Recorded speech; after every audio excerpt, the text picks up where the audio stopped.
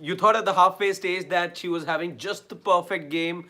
In fact, she ended up picking a 5 wicket haul, which in many ways put the brakes on the Australian side, which was looking for a bigger score than what they finished with.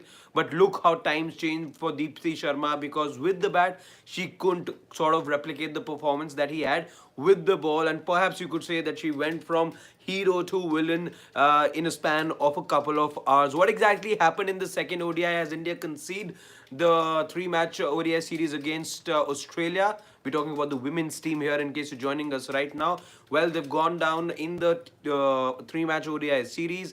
After having lost the first match, you were looking for an improved performance, which it was today, but the Indian team falling narrowly short against an Aussie side that just loves beating India when it comes to thrillers. And yet again, you saw an Australian side emerge victorious. Over the next couple of minutes, I'm just going to talk you through what possibly could have been the turning point or where the match exactly changed, and also along the way give you a few details as well as to how the match panned out. Starting with the toss, it was Australia won the toss, decided to bat here in Mumbai at the Wankhede Stadium, and as it turned out, it was not an ideal performance with the bat for captain Alisa Healy, because she fell cheaply for 13, if my memory serves me right. But then began the Phoebe show.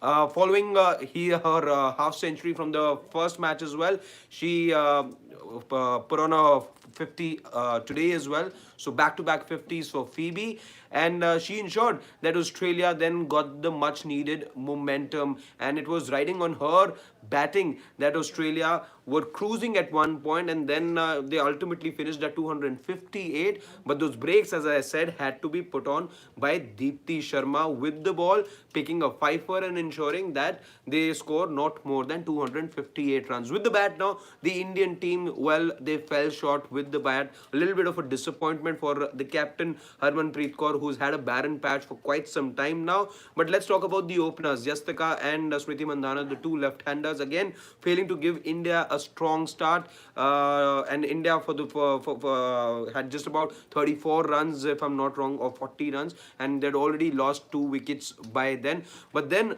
began the Richa Ghosh show, and she ensured, along with Jemima Rodriguez, that India were not going down without a fight in this particular match, that they stayed alive in the series. Richa Ghosh, in fact, going on to score 96 runs, fell only 4 runs short of a century. And who's the game changer? We'll talk about the game changer now. Jemmy Rodriguez as well, 44 runs for her, but it was Sutherland. Annabel Sutherland was the game changer for Australia. 3 wickets for her on the day, and she ensured that that momentum that the Indian team had was broken. And after that, you saw the lower middle order not quite able to contribute. India kept losing wickets towards the end. Very good over, by the way, the very good penultimate over as well from Ash Gardner, again showing her experience once again. We saw in the WPL as well earlier this year how good she really is. Proven winner, we know. A very good penultimate over as well. By the way, at the point that you lost Richa Ghosh, the equation read somewhat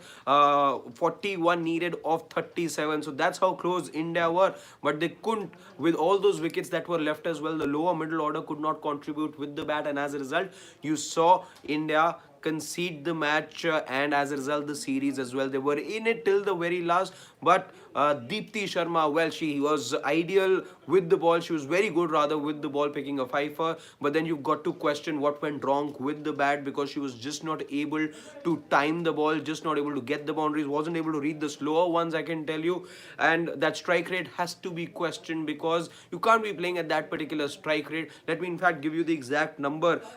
She scored 24. One second, I'll just give you a confirmation over there. 24 of 36, and that 24 had just one boundary, by the way. That too came right towards the end. So you've really got to question Deepti Sharma over there. I'm sure she'd be disappointed as well, but that's possibly where you could have changed things. And also when Sutherland took all those wickets, particularly the wicket of Richa Ghosh was definitely the turning point. Maybe Deepti could have done better with the bat, ideally should have, but it's always been fine margins between India and Australia. We've seen that in the past as well. well.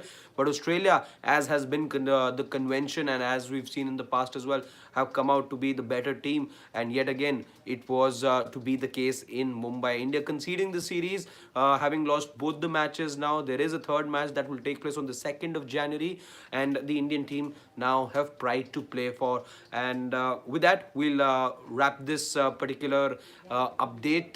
Sorry, couldn't take your questions. We're just occupied with lots of stuff happening in the background here. So. Thank you so much for joining us at the moment. We'll probably try taking the conversation forward sometime else. And in case you're new to the Sports Today family, in case you've just started watching us, show some love, like this video, subscribe to the channel, and do tell your friends and family members as well to subscribe to us. We try giving you content not just from the cricketing field, but it goes much beyond. There's plenty of stuff we've put out there for you. Don't forget to check the AajTak app and the website as well. You get plenty of highlights on the app, and the website will give you some in-depth details of everything sport.